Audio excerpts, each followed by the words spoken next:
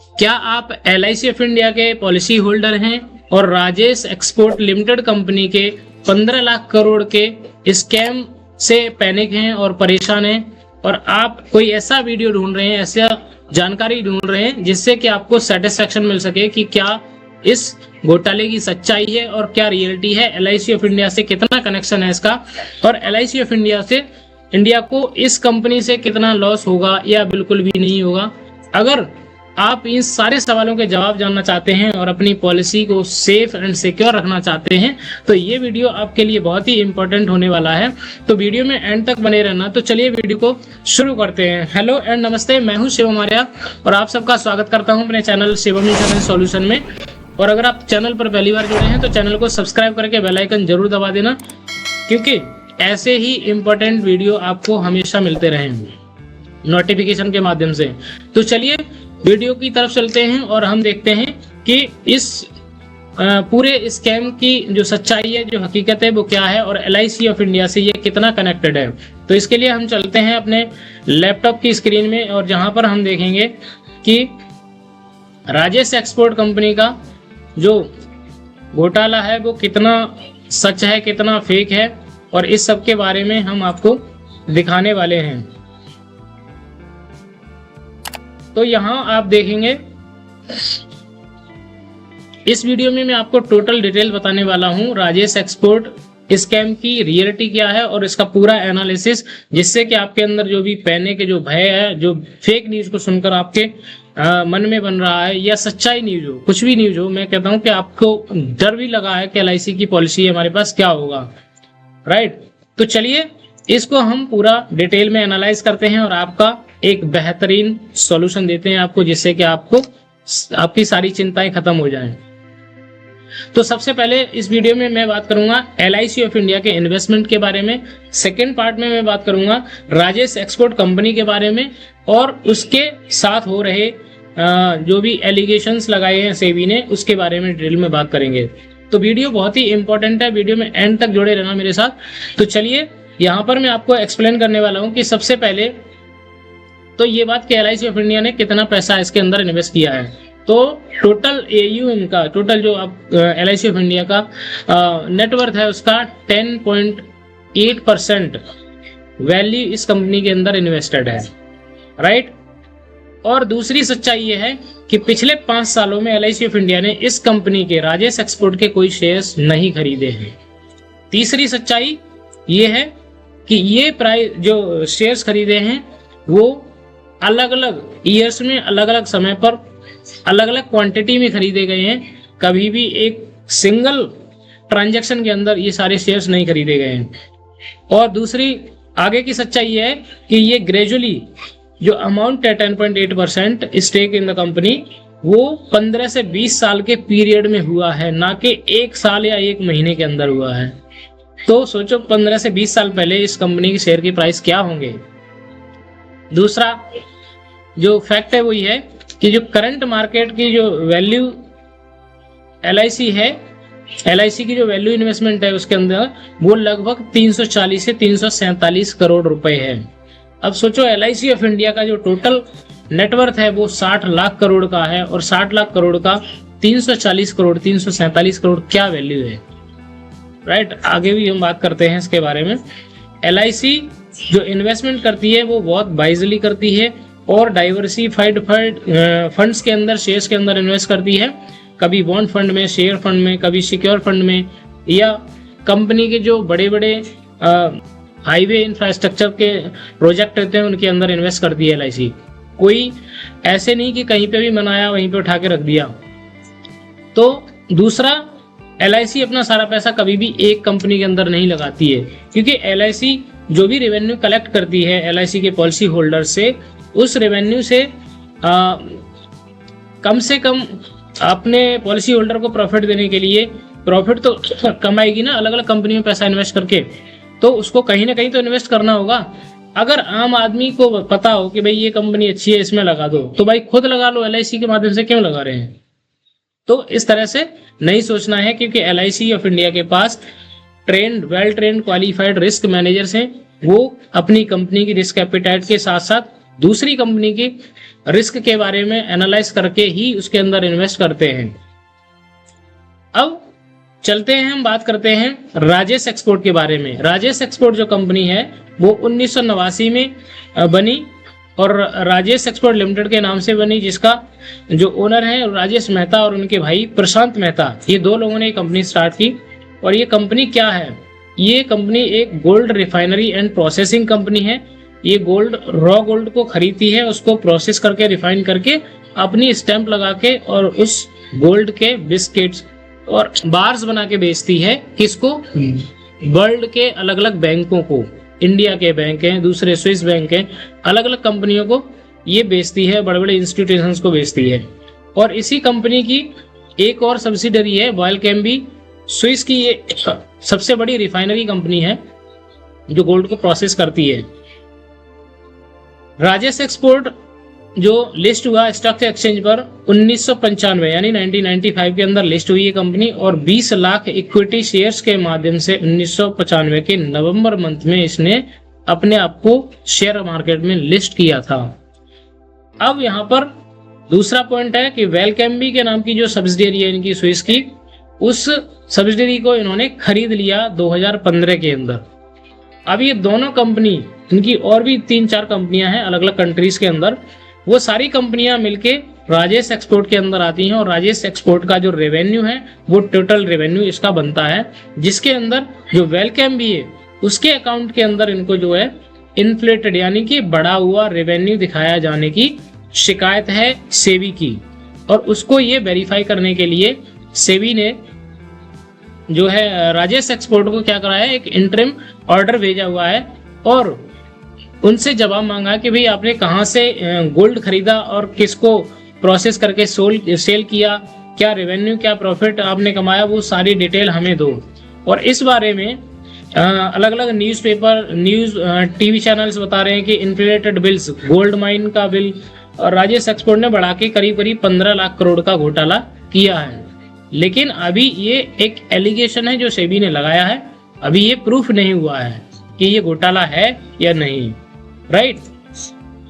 अब हम बात कर लेते हैं कि कोई आम आदमी किसी भी कंपनी में इन्वेस्ट करने से पहले यानी कि शेयर या परचेज म्यूचुअल फंड खरीदने से पहले क्या देखता है उस कंपनी के बारे में, कि वो कंपनी कितनी पुरानी है, उस कंपनी का प्रोडक्ट क्या है यानी कि उसकी निश क्या है, वो किस फील्ड में काम करती है, पावर सेक्टर में काम करती है, बैटरी के सेक्टर में काम करती है या गोल्ड में काम करती है।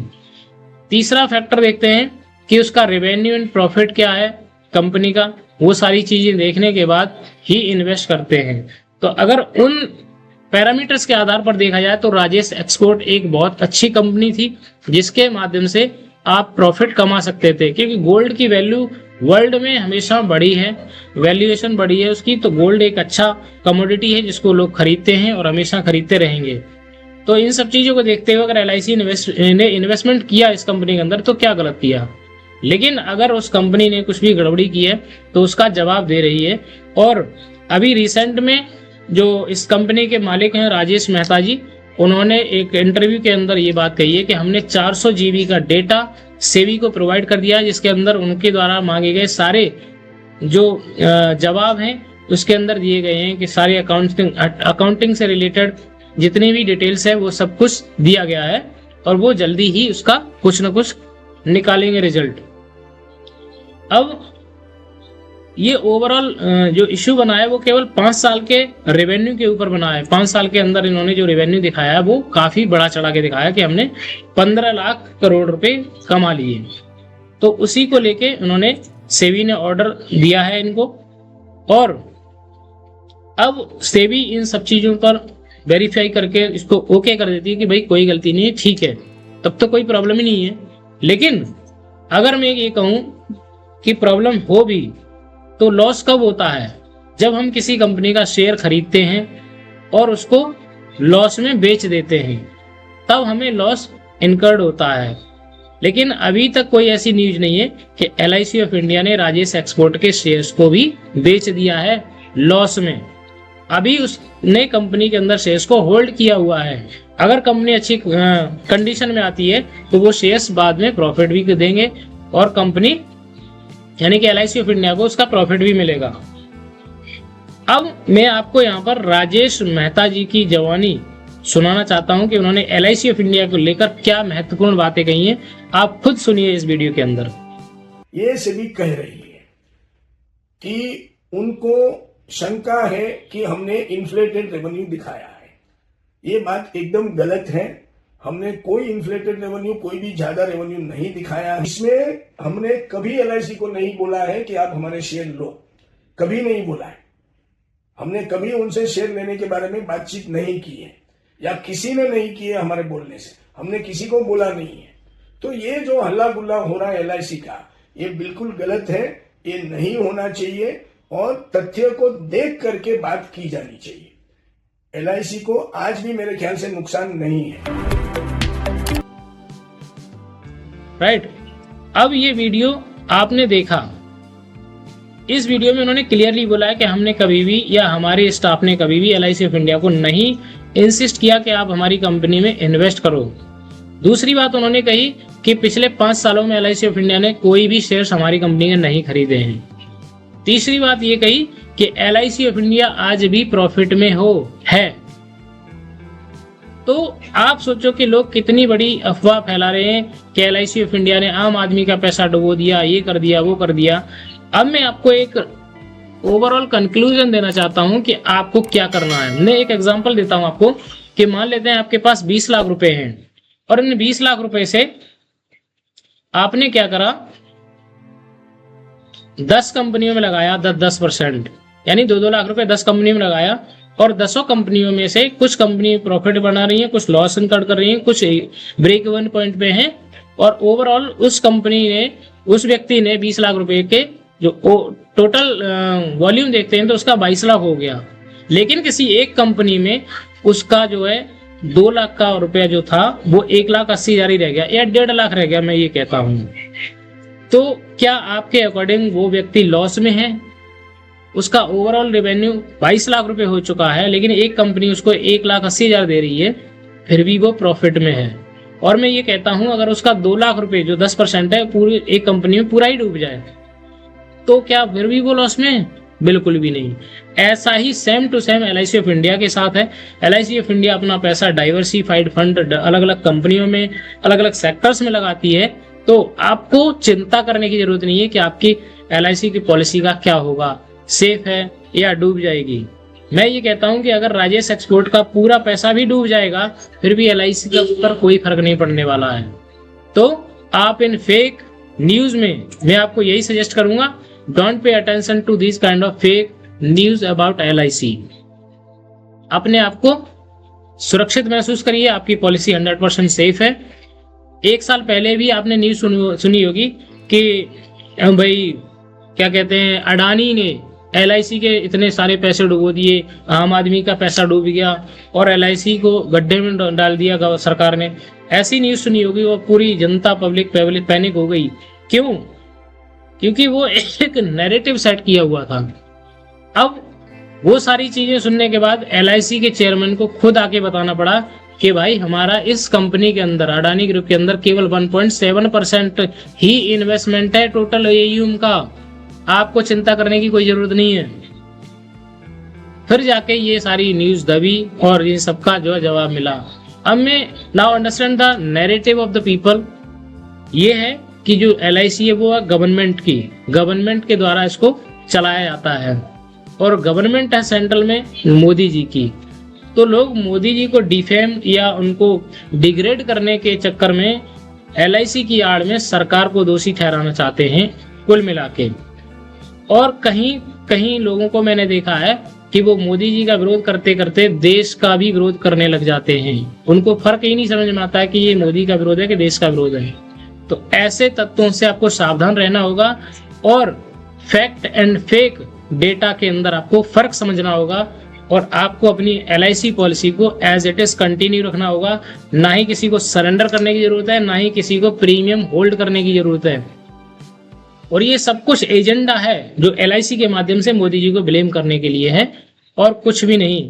अगर मैं ये कहूँ कि ये जितने भी न्यूज चैनल वाले हैं या जो भी लोग हैं YouTube पर वीडियो बना रहे हैं, वो ज्यादातर वीडियो व्यूज के लिए बना रहे हैं LIC का नाम जोड़ के, क्योंकि LIC इतनी बड़ी कंपनी है, उसके पास 35 करोड़ पॉलिसी होल्डर्स हैं। अगर उन सबका माइंड एक डाइवर्ट करोगे एक नेगेटिव डायरेक्शन में और सरकार के खिलाफ करोगे तो कुछ भी हो सकता है। तो ऐसे तत्वों से आपको सावधान रहना होगा। और मैं ये कहूंगा कि इन न्यूज वालों को मान लेते हैं सच बात कह रहे हैं ये सब, और ऐसा हो जाएगा कि LIC डूब जाएगी। तो मैं ये कहता हूं क्या LIC का 10% पैसा कहीं डूब जाएगा तो क्या LIC बंद हो जाएगी? और अडानी की जो न्यूज सुनी आपने 1 साल पहले 2 साल पहले 2024 में, उस टाइम से लेकर अब तक LIC ने हो सकता है 2000-3000 करोड़ का मैच्योरिटी क्लेम सेटल किया हो, डेथ क्लेम सेटल कर चुकी हो। क्या आपने कहीं से कोई न्यूज सुनी किसी व्यक्ति के माध्यम से कि भाई LIC ने मेरा मैच्योरिटी का पैसा नहीं दिया, ये बोल दिया कि मेरे जो तुम्हारी पॉलिसी का पैसा था वो अडानी ग्रुप के अंदर डूब गया? आपने कहीं सुना? नहीं ना। और वो सारी चीजें एज इट इज चल रही हैं। आज की डेट में LIC ऑफ इंडिया सबसे बड़ी विश्व की 2nd नंबर की कंपनी है। आपको बिल्कुल भी चिंता करने की जरूरत नहीं है। और अगर न्यूज के आधार पर चलते हो और आप अपनी पॉलिसी का प्रीमियम बंद कर देते हो और इस दौरान भगवान न करे कोई आपके साथ दुर्घटना होती है, तो उस केस में आपकी पॉलिसी से जो मिलने वाला पैसा था 1 करोड़ 2 करोड़ या 50 लाख रुपए आपकी फैमिली को फाइनेंशियल प्रोटेक्शन के रूप में, क्या ये न्यूज वाले दे सकते हैं आपके परिवार को सपोर्ट करने के लिए? तो आपको फैक्ट एंड फेक न्यूज में डिफरेंस करना होगा और अपनी पॉलिसी को टाइम से भरना होगा। बिल्कुल भी सरेंडर नहीं करना है, क्योंकि LIC ऑफ इंडिया एक बहुत बड़ी कंपनी है। आपको चिंता करने की कोई जरूरत नहीं है। और YouTube पर आपको दिखा दूं कैसे कैसे लोग वीडियो बना रहे हैं। आप भी देखोगे तो आपको समझ में आएगा कि क्या कर रहे हैं लोग। ये देखो, राजेश एक्सपोर्ट 15 लाख करोड़, LIC का भी डुबो देगा। ऐसे ऐसे वीडियोज बना रहे हैं लोग। आपको लगता है कि ये वीडियो इस तरीके से बना रहे हैं तो इन वीडियो से कोई बेनिफिट मिलने वाला है? ये सिर्फ व्यूज बटोरने वाले लोग हैं। ये देखो, ये सबसे ज्यादा चल रहा है वीडियो, सबसे पहले आ जाता है। LIC का पैसा भी क्या डुबो देगा राजेश? 1,10,000 व्यूज आ चुके हैं इसके। क्या डूब सकता है LIC का पैसा? 48,000 व्यूज आ चुके हैं शायद इनके अंदर। तो ये सिर्फ व्यूज बटोरने वाले लोग हैं। इनके चक्कर में अपनी पॉलिसी कभी बंद मत करना। और अंत में मैं यही कहूंगा कि आप अपनी पॉलिसी को समय से भरिए, सरेंडर मत कीजिए किसी के कहने पर। आपका पैसा 100% सेफ है। तो मुझे उम्मीद है कि मैं आपको काफी कंफ्यूजन से क्लैरिटी की तरफ लेके आया हूँगा। और अगर आप इस जानकारी से सेटिस्फाइड हैं तो कमेंट में मुझे बताइए। I am 100% satisfied. और जो एग्जाम्पल मैंने दिया, क्या आप वो एग्जाम्पल समझ पाए और उससे आपको समझ में आई चीजें कि LIC ऑफ इंडिया कितने बड़ा ग्रुप है और इसका कोई कुछ नहीं कर सकता है? किसी भी तरह का क्राइसिस आया, हर क्राइसिस से लड़ने की पावर है LIC ऑफ इंडिया के साथ। तो कमेंट में मुझे जरूर बताइए। और हाँ, अगर चैनल सब्सक्राइब नहीं किया है तो चैनल को जरूर सब्सक्राइब कर लीजिए, ताकि आपको ऐसे ही इंपॉर्टेंट वीडियो हमेशा मिलते रहें। तो इस वीडियो में इतना ही। मिलते हैं ऐसे ही किसी नेक्स्ट वीडियो में। तब तक के लिए बाय एंड जय हिंद।